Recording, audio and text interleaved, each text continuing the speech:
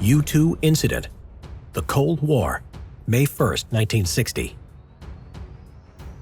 In the 1950s, as tensions increased between the USA and the USSR, Khrushchev agreed to a summit meeting in Paris between the USSR, USA, Britain, and France in 1960. Hopes were high for a peaceful coexistence. It was hoped that the USSR and the USA would discuss the increasing tensions in Berlin and discuss the possibility of a nuclear test ban treaty. These hopes were shattered on May 1, 1960, just 13 days before the summit, when an American U-2 spy plane was shot down over the USSR, and its pilot, Gary Powers, captured.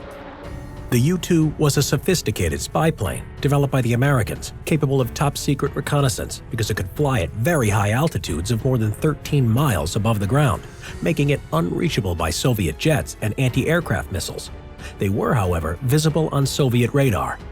President Eisenhower had used the U-2 planes to gather intelligence on the Soviet nuclear missile capabilities, and over 4 years of unengaged spying discovered that the USA was ahead in this area.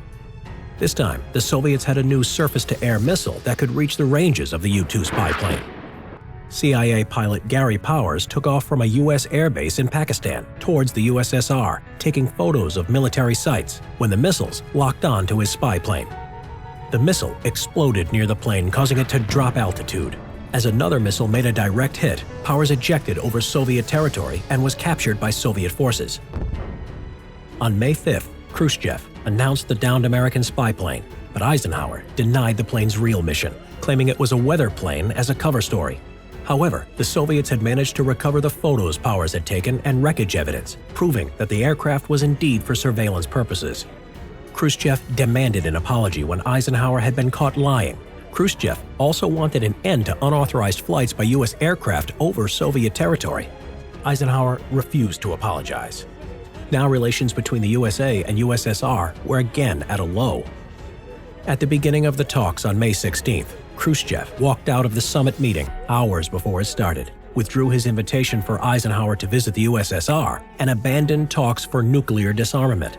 Furthermore, as there were no talks on the problems in Berlin, the U-2 incident would lead to the Berlin Wall's construction. Gary Powers, meanwhile, was put on trial and sentenced to 10 years in prison in the Soviet Union. However, he was released in early 1962 when an exchange for a Soviet spy called Rudolf Abel took place between America and the Soviet Union.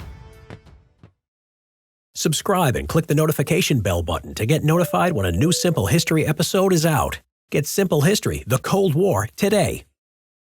Hey, Simple History fans, thanks for watching.